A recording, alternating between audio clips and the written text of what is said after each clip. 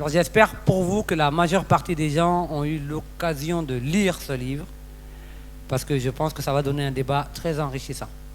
On a souvent eu des contradicteurs qui n'étaient pas d'accord avec sa lecture de l'histoire, ou qui se demandaient si c'était de la pure tradition orale, sur quoi ça reposait. Donc on va lui poser la question.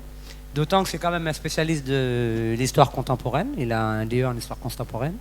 Il a fait beaucoup de recherches pour l'Institut des sciences humaines. Et donc, on peut dire que ce qu'il a fait, c'est peut-être de l'histoire romancée, mais il y a une base d'histoire. Donc, je vais d'abord demander à M. Diarra de nous résumer un petit peu de quoi parle son livre, parce que je n'ai pas à le raconter à sa place. Il s'agit d'un mariage entre un chef de guerre du Beledougou et une princesse de la cour de Ségou. Bon,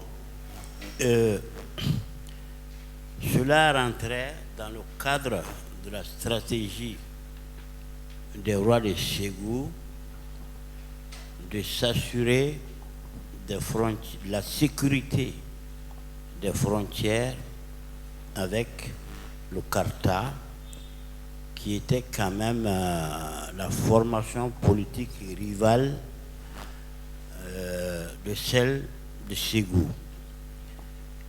Et donc, l'histoire se passe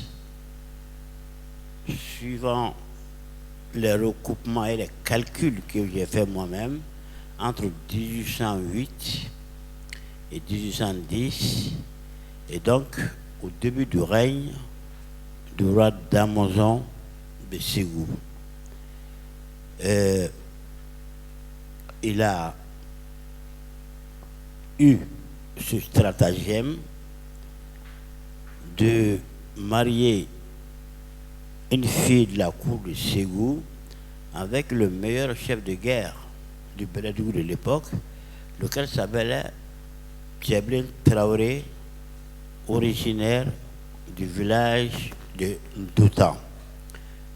Doutan se trouve au nord du Beledougou, à l'ouest de Djidjeni et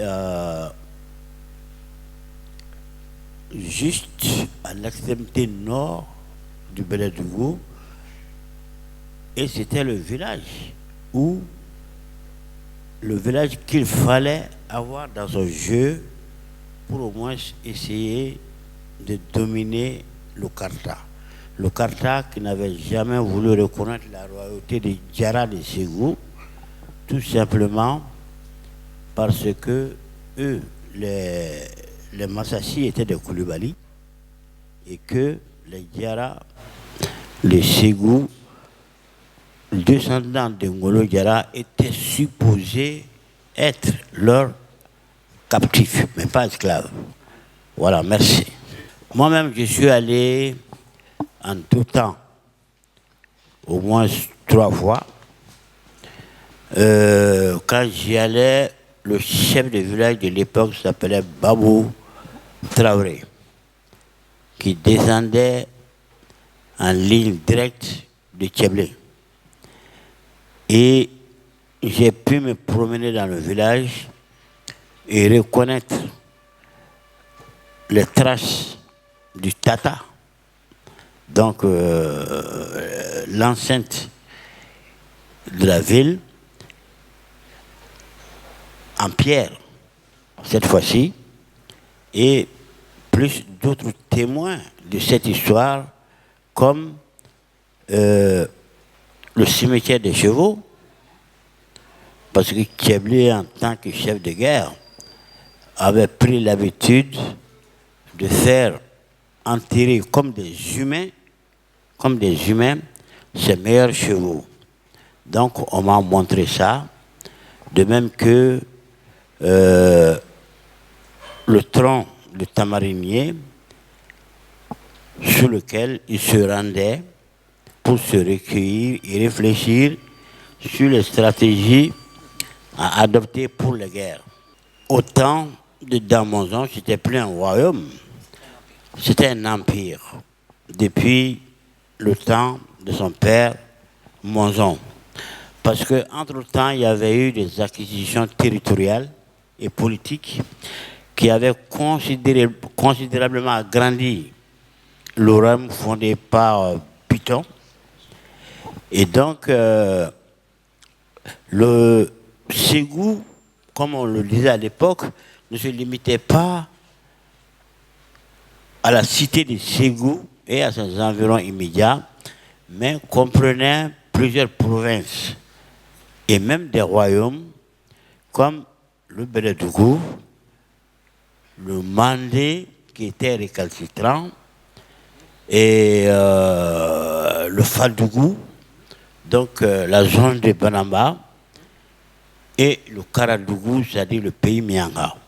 Bon, et donc c'était plus un royaume, c'était un empire, pratiquement depuis Monzon Diara.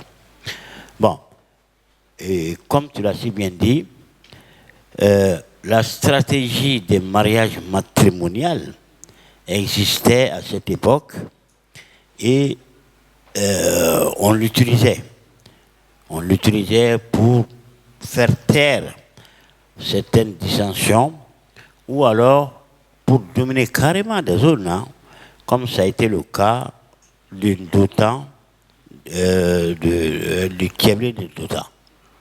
J'ai écrit ça un peu pour combler un vide parce que, bon, si je prends la littérature malienne de l'indépendance à ce jour,